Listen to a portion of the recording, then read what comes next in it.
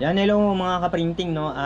Minsan, may experience natin yung ating computer kahit nagbo-boot pa, yan, okay pa siya. Pero may mga application na nagkakaroon ng problema, no? Minsan ayaw mag-run, nag nagkakaroon ng system error. Yan, minsan naman dating okay siya, tas tulad nung Filmora ko, pag nag-i-import ako ng video, naglalagay ako ng video, nawawala yung kulay, tas parang nag-grainy siya. Yan, tapos minsan naman may ibang application ako dyan na biglang magka-crash. So darating yung time na kahit anong gawin mo siya, kahit system restore mo, ganun pa rin. Kaya kailangan talaga meron kang kahit hindi ganun kalakasan ng specs, meron ka pa rin backup computer, no? Para tuloy-tuloy lang din yung trabaho mo, no? Mapa-freelance ka man o meron kang pwesto. Yan. So ang installation ngayon, USB na lang, no? Dati kailangan mo pa ng CD. So dito sa akin, ito bala ko ng i-reinstall o yung karaniwan tawag ay reformat. So medyo mali lang yung term na reformat, kasi reformat parang ibig sabihin nun buburahin mo, no? So re-reformat mo, tapos re-reinstall mo rin yung OS, yung operating system.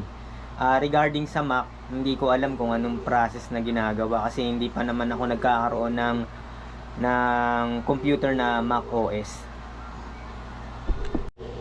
Yan, so ito problema ko to, lalo na kung naka 4K, no, yung aking GoPro. Ganyan, no. So parang nagiging black and white na yung Windows tayo, no. Windows 11 yung operating system ko. Ang version nito home lang, no. So tingnan natin yung printer. Yan, no. Pero dati okay naman yan kahit naka naka 4K siya. Kaya hindi na ako makapag-record ng 4K. Tapos pag nakatodo yung hyper smooth, ganyan din. Pero dati nung medyo bago pa yung OS nito, hindi ganyan yan. Nakakapag gawa ako ng video na 4K. Tapos ang problema pa, kasi ako naka home edition lang ako, no. So bala kong mag printer sharing, no. Nagkaroon ng problema. Ito yung Windows 10, no. Bala kong i-share yung mga printer. So nagkakaroon ng error. Tapos hindi ko ma-edit yung group policy, no. Wala siyang group policy. Yan. Wala. So dapat pag tinype mo may lalabas yung group Yung Windows 10 ko, meron siyang group policy. Kasi may kailangan ka ding i-edit diyan para may mabago kang settings. No, ito yung group policy. Yan, may mababago kang settings diyan, no. Usually sa file sharing, sa printer sharing, tsaka isa iba pang network no, settings. So itong home edition na Windows 11 wala. Kaya nung nagpi-printer sharing ako, may lumalabas na error.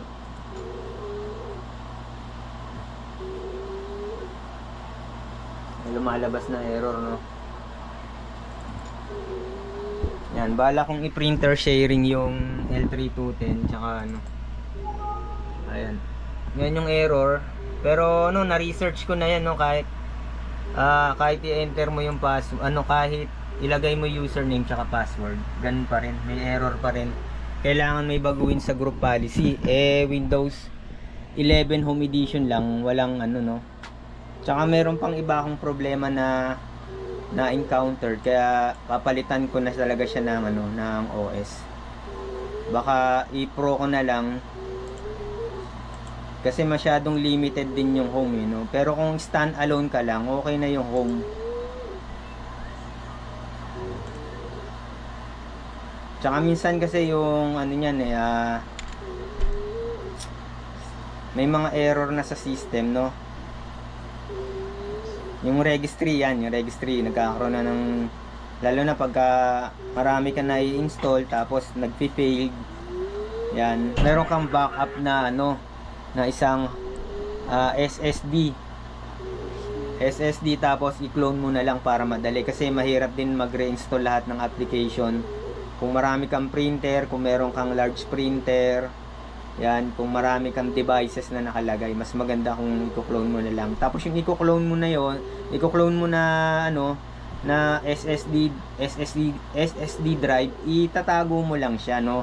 Para malinis pa rin siya pagka kinloan mo, malinis yung kinakopy mo. Kasi kung gagamitin mo yon, magkakaroon, katagalan kasi mag-accumulated din yung mga errors. Yan. So, ayun lang yung tip ko, no? So, ngayon ito, i-reformat, i-reinstall ko yung OS. So, ito muna yung gagamitin ko, itong Windows 10. So, maganda talaga dalawa computer ninyo. Etong aking isang computer ay Ryzen 5, no? Ito A8 tas naka SSD drive na rin, yung kulay puti, yan. Tas ito meron na rin. So ang bala ko dito talaga mag-upgrade ng GPU ng graphic cards. Yun yung bala ko. Tapos baka mag-add pa ako ng RAM. Yan. Tapos siguro kung talagang pala rin tayo, mapaayos natin unti-unti itong natin working area. Yan. Kasi dun sa labas, dati dun nasa labas ako, may problema yung bubong namin tumutulo. Hindi ko pa napapaayos.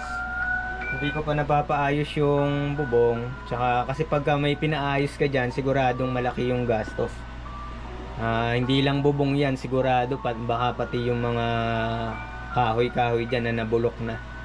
Yan, malaking gastos. Malaking gastos yung yan. So yun lang yan, bago ko mag-reformat, nagbigay lang ako ng konting tips sa ating mga mga freelancer, no, mas yan. Yan, so mas okay siguro kasi pag may pwesto ka, mas maganda may backup kang SSD drive na may naka-install na operating system, tas nandun na yung app nyo, tas binago nyo na yung settings, tinago nyo lang, tapos pag nagka-problema, i-clone nyo lang yon, yung operating system na yon, then within mga 15 minutes, mga 20 minutes siguro, sabihin na natin, back na uli yung yung computer nyo, naka-up na uli. Yan. Lalo na kung isa lang yung computer ninyo. Yan, pero mas maganda kung dalawa. Kahit medyo mababa yung isa, pero wag naman sobrang mababa, no.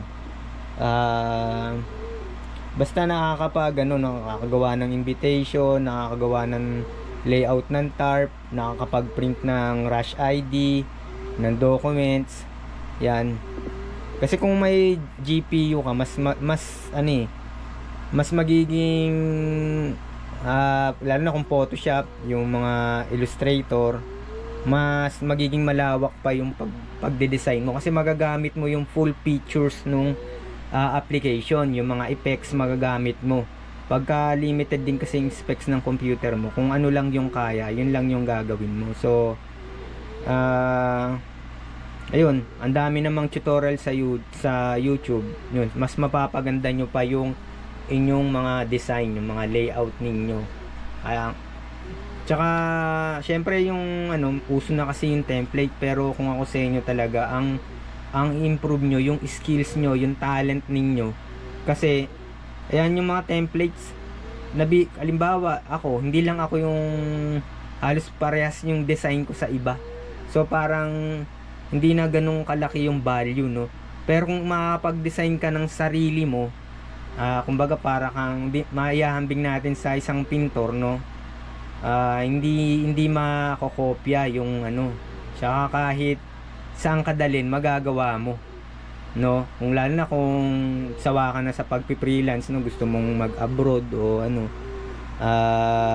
mag-employed, no. Alam naman natin kung gaano kalaki yung sweldo sa ibang bansa, kumpara dito sa Pilipinas. Eh kung skills mo lang Canva template, no, paano mo ano yun, no, paano ka makapag-design ng sarili mo.